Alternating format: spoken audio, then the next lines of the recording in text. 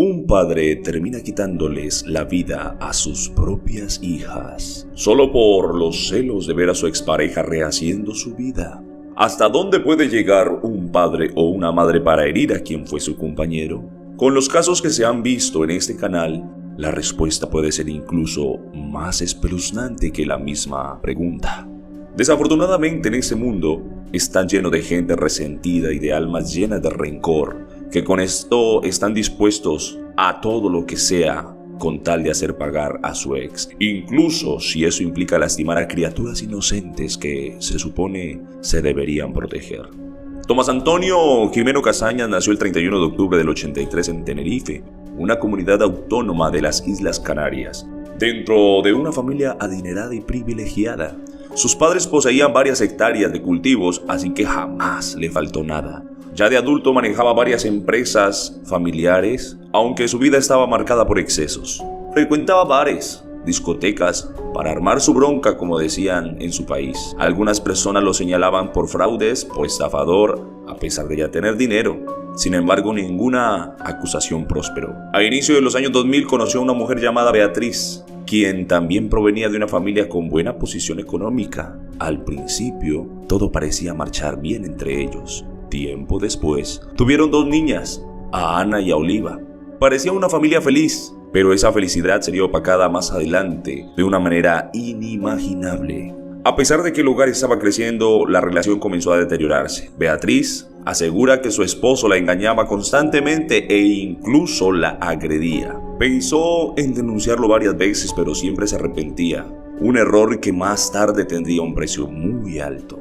Familiares cercanos a Tomás afirmaban que, aunque la relación era turbulenta, él quería profundamente a sus hijas. Tanto que le dolió enormemente separarse de ellas cuando Beatriz decidió terminar ese matrimonio tóxico. En el 2020 se fijaron horarios de visitas, aunque Tomás ya estaba saliendo con otra mujer, seguía pendiente de todo lo que hacía su ex. Llegó incluso a contratar a un detective porque sospechaba que ella ya tenía otra relación, lo cual fue confirmando muy rápido. El hombre se llamaba Eric, un empresario de Bélgica de 60 años. Ese descubrimiento lo enfureció, no podía permitir que sus hijas crecieran con un padrastro, y peor, demasiado mayor que él. Aunque en realidad lo que más le dolía era ver que Beatriz recuperaba la felicidad de vivir con otro hombre. Un día entró al restaurante donde estaba Beatriz y Eric y golpeó a ese hombre, llevando a Beatriz a la fuerza. Se llevó a esta mujer, mas ella lo denunció dejándolo pasar sin ningún problema. Otro error más al subestimar a su expareja. A finales del 2020, Tomás le dijo a Beatriz que un día se llevaría a sus hijas para no volver jamás, que si él perdía la custodia, ella no las volvería a ver.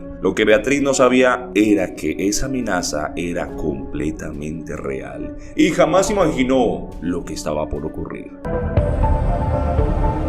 Fue el 27 de abril del 2021. Eran las 5 de la tarde. Tomás llegó a casa de Beatriz a recoger las niñas. Debía regresarlas a las 9 de la noche. Llevó a Olivia, que tenía 6 años para ese entonces. La llevó a clases de alemán y tenis, mientras pasaba el tiempo en casa de los abuelos con Ana, de tan solo 1 año. A las 9, Beatriz fue a la casa de Tomás. Golpeó varias veces la puerta, nadie la abrió, así que entró con sus llaves. No había nadie, así que lo llamó y él le dijo que tardaría 1 hora más porque estaba cenando con las niñas. Ella se tranquilizó y regresó a casa para esperar, pero dieron las 10 y aún no llegaba. Lo llamó otra vez y esta vez, frío y distante, le dijo: jamás volverás a ver a tus niñas. Beatriz quedó helada. La amenaza que él había hecho meses atrás era real. Salió de inmediato a denunciar. Las autoridades actuaron como emergencia, fueron a su casa, luego al muelle, donde notaron que su embarcación no estaba. Tampoco había rastro de él o de las niñas.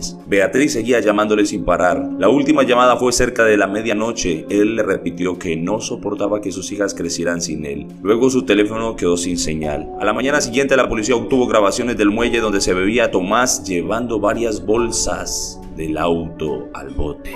No miró las niñas. Testigos confirmaron que siempre estaba solo. El guardia local incluso lo había multado a las 11:15 por navegar en pleno toque de queda. Beatriz llamó a todos los allegados de su ex. Todos coincidieron que estaba actuando de manera muy extraña. Muchos recibieron mensajes como si se estuviera despidiendo, incluida su novia. Los padres de Tomás dijeron que esa noche su hijo estaba muy sentimental, los abrazó antes de irse, algo nada muy común en él.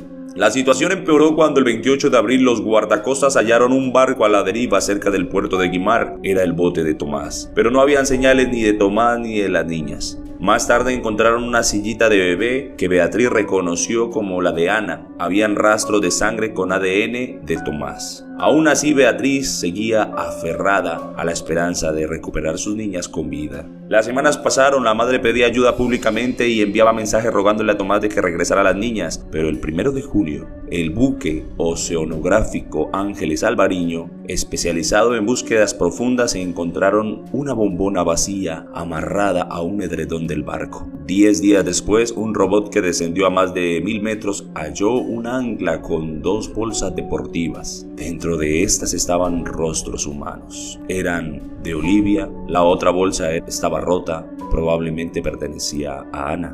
Las 2 pequeñas habían sido asesinadas por su padre. La autopsia indicó que Oliva murió por asfixia entre las 8 y 9 de la noche del 27 de abril. No se halló mucho más. Del cuerpo de Tomás no había señales, tampoco de Ana. Solo encontraron 2 bombonas más en el fondo del mar, posiblemente usadas para hundirse. Aún así, Beatriz insistía que él podía estar vivo, algo que las pruebas hacían casi imposible. La policía reconstruyó los hechos. Tomás recogió a las niñas, llevó a Olivia a clases, pasó por sus padres, se despidió, pasó por Ana, fue a casa de su novia a dejarle un paquete de 6.200 euros y una carta de despedida.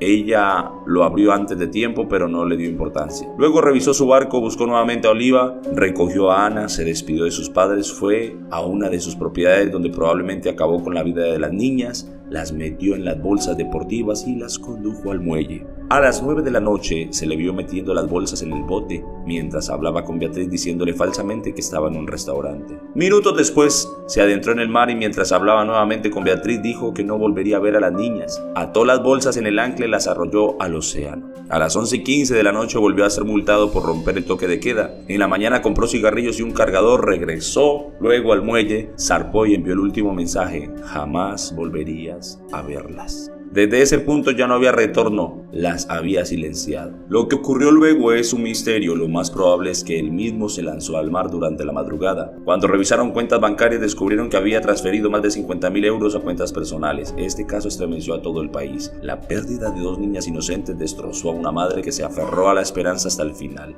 Esto dejó una fuerte reflexión sobre la violencia vicaria. Cuando un padre o madre usa a sus hijos para hacer daño a su expareja, algo que tristemente ocurre más seguido de lo que imaginamos. En honor a Ana y a Olivia, el 18 de octubre del 2020 se inauguró una escultura en el Parque Águeda, recordándonos que estos 2 angelitos descansan en paz y jamás debería repetirse algo tan monstruoso. Así cerramos este video. Si estás viendo maltratos, amenazas o celos enfermizos, denuncia y aléjate cuanto antes. Nadie merece pasar algo tan cruel como lo ocurrido en este caso. Si quieres escuchar más casos reales, suscríbete y activa la campana.